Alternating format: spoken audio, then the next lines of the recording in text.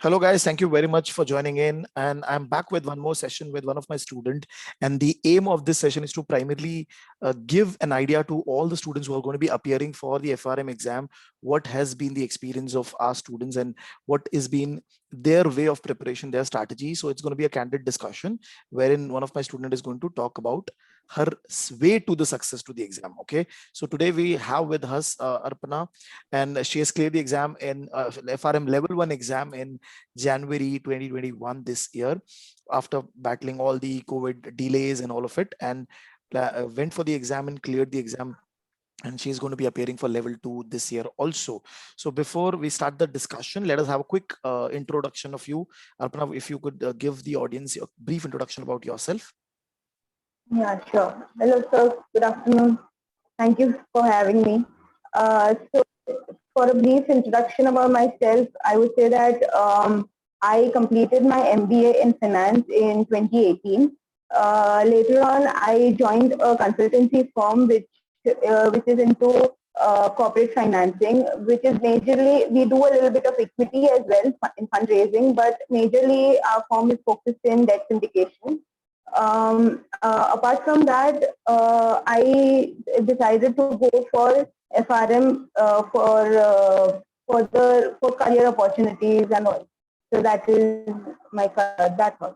Okay, so you had a work experience of around how many years before you started the preparation for FRM? Around 2 years. Around 2 years. Okay, perfect. And then when you started, so you might have seen the curriculum before you took that decision, right? You must have seen the books and all. So when you started, was there any fear about a particular book or a particular topic that you thought, okay, this is not what I've ever read in my entire schooling or career? So was there anything about that happened with you? Yes, so in book 4, all the chapters, the entire section of VAR, value at risk.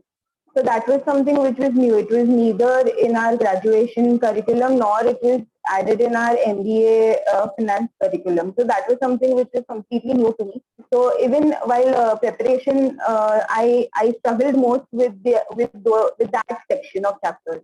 All the VAR and expected shortfall, all those sections were, because fundamentally I didn't have any basic knowledge about it at all. It was entirely new to me. So those were the topics which was a little difficult for me. Okay, and you started the preparation. So you were initially planning to go for May exam, May 2020 exam, right? So you started your preparation around what month? In around November 2019, I started preparing. I joined intelligence also around that time, I guess. Right. Okay. So yeah, so that was the entire prep. I started from November.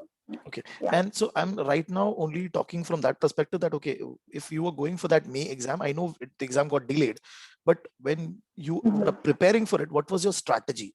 Okay. So what is the time that on a daily basis, since you were also working around that point, so what was the time that per day basis you were able to dedicate? Around an hour, 1 hour to 2 hours, I used to take out of my entire schedule just solely for studying completely without any disturbance. Because I had spoken, one of my friends has also completed FRM, so I had spoken with her as well. So she said that you need to consistently cover the curriculum, because if you keep it for the end moment, then if the curriculum is so vast that you won't be able to cover it in, say, a month or two. Right. And considering that I already was working, so that would have become very chaotic. And at the end of the moment, I know that I would have panicked a lot if I wouldn't have started from day one. Right. So that is why I started preparing. I used to take out 1 hour to 2 hours at least for studying. Okay. Yeah. Okay. So I used to make sure that at least one chapter I used to finish in that 2 hours. Okay. Okay, perfect. And so basically, just for the benefit of the audience, I know that obviously you put Swedger as the base book for your preparation, right? And apart from that, you were solving our question back. Okay. But if you talk about the entire preparation period, you would have gone through the Swedger how many times? Twice. So once, yes, initially just the initial reading which I did so that I can get, accustomed accustomed to the whatever terminology, what are the concepts. So fundamentally, just to clear my basics, I went through it once. Okay. And then before starting giving the mock test, I went through it again. So I did two readings totally before the exam. And you solved the entire Yeah. question bank once properly. Yes. Did you also Yes. get the opportunity to go through the question bank once again just to see what are the difficult questions? Anything like that happened, or was it a time crunch? No, I didn't get time to do the question bank again. I just did that once, but because it's so thorough, the question bank is so thorough. Because the question banks were available chapter wise. It wasn't even like it was available book wise. Right. So because it's chapter wise, each chapter contained on an average around 30 to 40 questions. So I think that covered quite a bit, like thoroughly it was covered. Okay. So I didn't feel the need to do it once again, because as and when I was reading the second time the entire Schweitzer book, I could recollect very easily. Okay. So because of that, I didn't feel the need to do it once again. And of course, there was time crunch as well. That is another thing that later on we found out during March, something that our exams have been postponed because of the pandemic. In my mind, that this is how I want to go ahead. Right. So basically, just for the benefit of the audience, there was some internet issue. So by March, we realized that, okay, the exam is not going to happen now because the institute came up with the information and the exam is going to go to November. And then finally it moved from November to January. Now, during this entire period, so what was the state of mind? How did you prepared for that when it shifted again from May to November and then to January? So what was the way of your preparation over there? Did you do something different? Were you able to focus? So I want to have your thoughts on that. So it was, I panicked a lot because I had an entire time schedule in my head that, okay, after level 1, I'll immediately start preparing for level 2, and within 6 months, so in a year, I'll complete the entire FRM, both the levels I'll clear. So all of that, my timeline, it just went down the drain. So initially I panicked a lot, but then I gathered myself and I was like, okay, this is not the time to, panic. The entire world is on a standstill. It's not like it's only happening to me. So that way, then I slowly and steadily, I said no. And the one thing which I made sure was not to stop reading or to keep my studies on a standstill. Because I knew that if once I will do that, then again to get the entire curriculum back, to keep that cycle going, it would become very difficult for me. So I made sure that, okay, no, I wouldn't study vigorously, but I made sure that half an hour or 45 minutes, also if I could do a reading of chapters, I could glance through it. That was also enough for the initial time. Then again, I started like I was doing before. For May 2020, how I was preparing, I started preparing like that then later on. Okay, perfect. So basically you spread out your entire 60 chapters for the next 3-4 months, and you were doing one chapter because you know that it is only a revision now, because you already had put in a lot of effort for the May 2020 exam. Now, when you were preparing, so book 3 and book 4, a lot of students they face difficulties in book 4 also. A lot of students face difficulty in book 2. So did you found such a thing happening to you? Did you found anything, okay, I have to put in some extra for certain kind of book? If yes, then what was your strategy? How did you tackle that? Yes, not book 3 so much, because in book 3 I had that basic knowledge about derivatives and bond valuation and all that, because that was covered in our MBA curriculum as well. So I had the basic knowledge, even though in FRM curriculum it is it's not that basic, it's quite advanced curriculum for the derivatives and bond valuation. So that was very interesting to me. So I didn't face so much of problem in book 3, but book 4 I did, because as I said earlier, the VAR chapters and everything that is included in book 4. The value at risk chapters, the expected shortfall, all of that was very new to me. So I had to put in extra effort. So what I did was, after each session, I used to go through the entire book once again immediately, so that I Okay. could recall, and I used to take the notes as well as the session was going on, so Hmm. that I could go through those notes and refer those notes in future when I'm stuck on some topic or some subject or something. So I could refer those notes. So that is how I tackled it, and I made sure that I am continuously revising those chapters more often rather Right. than just doing it once or twice and just then doing it again directly before the exam. Right. Right. Right. Got it. Got it. Got it. Now, when the exam date came, so you went for the exam, and that was a paper pencil exam, because the last time the paper Yes. pencil exam happened. So what was the scenario at the center? Did you found a lot of students appearing for at the location, or what was that? I mean, the COVID measures, and how exactly happened at that time? So because of that COVID measure, we were set to follow the social distancing norm. So because of that itself, the classroom was quite empty because there was only one student per bench. But apart from that, also there were many students which had not appeared because there were many benches which were empty. Because I think they had given an option. The FRM GAF had given an Yes. option to defer the exam from Jan to May. Hmm. So I think many students had opted for that. So because Right. of that, there were not any students. There were comparatively less. Okay. And in the exam, what was your experience in terms of, did you find theory being heavy or quant being heavy?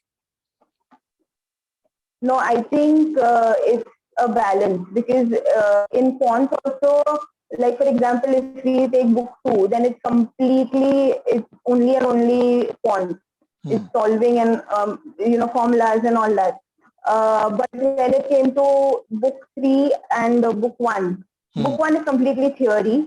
Book three is still a mixture, but it's very interesting because it's not only that you have to by heart the formulas and just do fill in the Right. blanks or something like that. It's very you have to understand the concept.